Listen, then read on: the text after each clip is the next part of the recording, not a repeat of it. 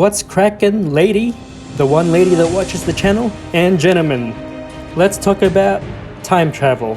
Specifically, the first boss named Nature.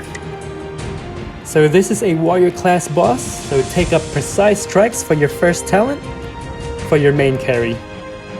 Let's take a look at the skills. Root Down deals 100% attack damage to all enemies and has a 30% chance to wrap the target, causing a stun for 2 rounds. Sounds like a straightforward talent or skill.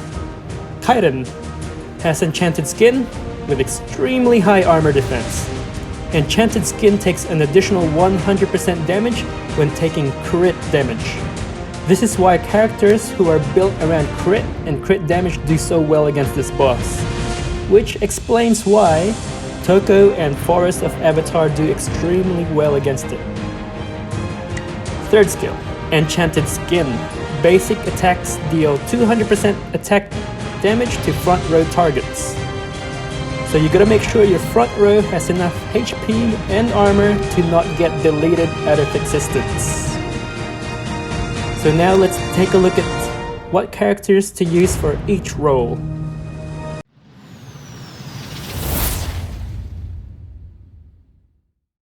Before I start talking about the characters, this boss at level 12 and below you can get away with without using a character that can reduce armor. But anything above that, you are going to need them. This boss at level 13 and above is when that wall starts. Main damage carry. Toko and Forest of Avatar are both made for this boss due to their high damage output, crit, and crit damage, which the boss is susceptible to. The majority of the player base will be using Toko because she's the most easiest S+ hero to get. Another carry you can use is Indira. Not recommended, but can work up to boss level 19 by herself. But then she will need a carry to accompany her, such as Toko from boss level 20 and above as you progress through. The last carry is Sand Queen. She is very powerful because her basic attacks and skills are true damage, meaning they bypass armor. Note that her attacks cannot crit, so pair her up with Ronin or Karen to boost her damage. This sums up the carries, so let's look into the characters that are recommended for this boss to use that can reduce armor.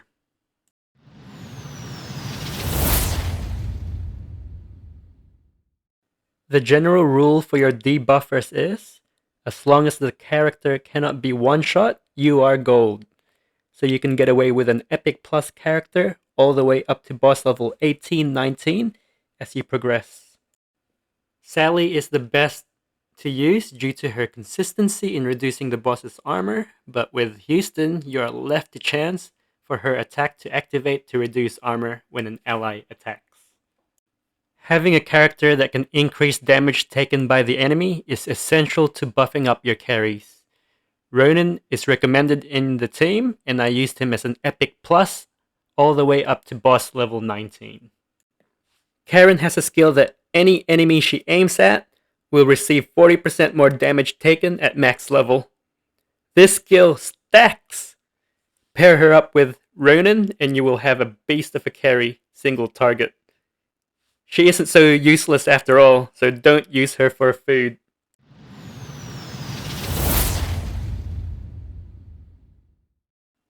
Technically, you don't really need a tank for this boss, but Thinker is essential to have for survivability in the later stages. My recommendations to use are General of Rescue, which most people will have early on, but Rex and Kinley is the best to use of the damage dealing tanks. Thinker is amazing for this boss, and is a must-have at later levels due to his ability to give shields to your team and heal them whenever the enemy moves. This greatly increases the survivability of your team.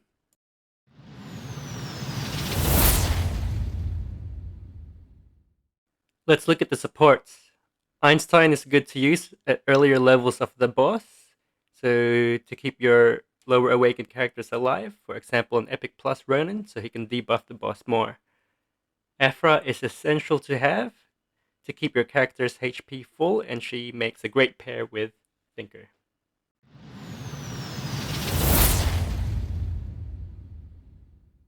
Main carry talents, so Precise Strike, without a doubt. This is a warrior class boss. We got Deadly Blow, Titan Killer, or Weakness Found. I tested all three 100 iterations each for comparison, and Titan Killer came out on top. Ghost Curse for more damage.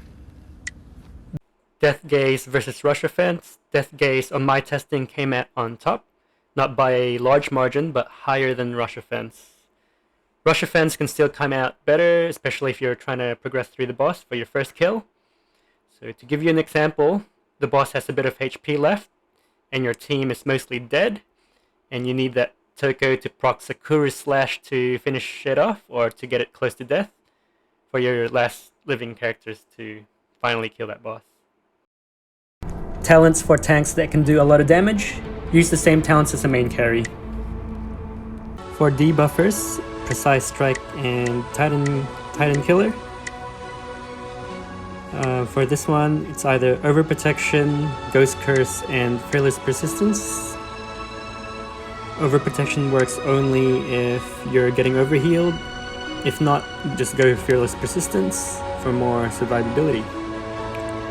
Ghost Curse for more damage if you're surviving easily. And the last one, you can go Death Gaze or Defensive Barrier. Death Gaze is preferred, but Defensive Barrier is for more survivability for the heroes in your line. And Defensive Barrier is more preferred for actual supports. For the support talents, I mostly go Super Shield, or you can go Ode to Death. The reason why I use Super Shield is to have a strong first round with most of my HP intact, and that actually helps synergize with the talent Overprotection. Next I go Selfless Guardian mostly, but you can go Vitality Armor to reduce the incoming damage as the battle goes on. And the third, you can, yeah, like I said, Overprotection or Fearless Persistence. Fearless Persistence is just general survivability. For the last talent, definitely go Defensive Barrier, for especially as a support.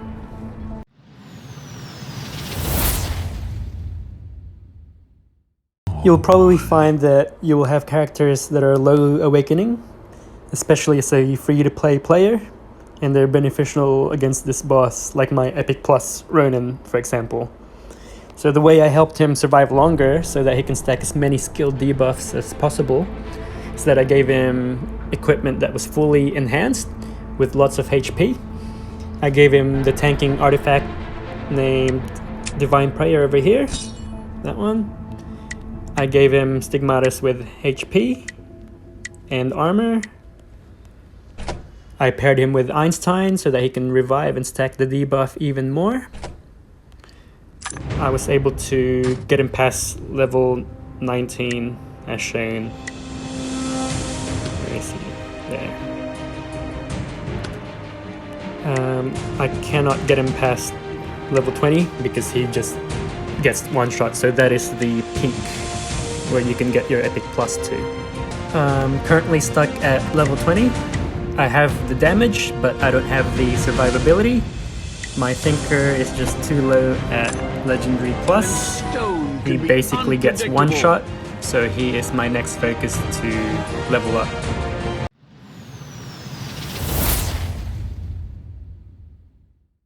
Let's talk about gear levels. So when I was still in the earlier stages of the boss, I upgraded my blue and purple gear to a minimum of 5 enhancement. Sometimes all the way, only to complete quests to upgrade them. When I hit the anti-entropy gear, I went for a combination of level 10 enhancement and all the way up to 15, depending on the stats I was given. When I got up to the Godslayer equipment, I went up to level 15 all the way. Maintain sheer will.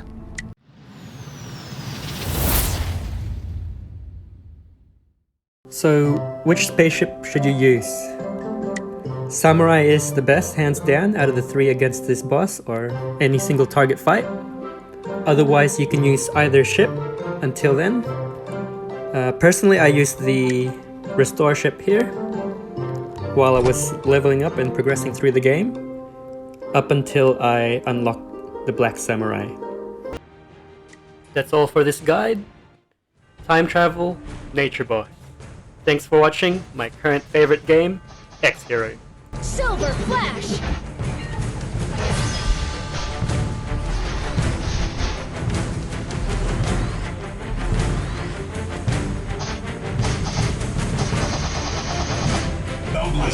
Chop.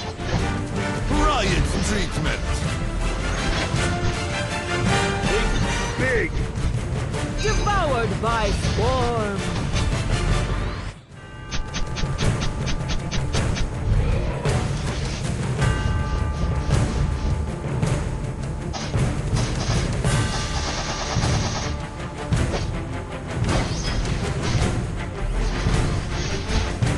Double triple kill.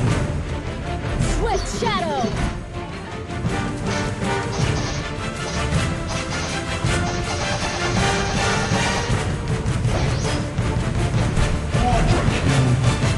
Riot therapy.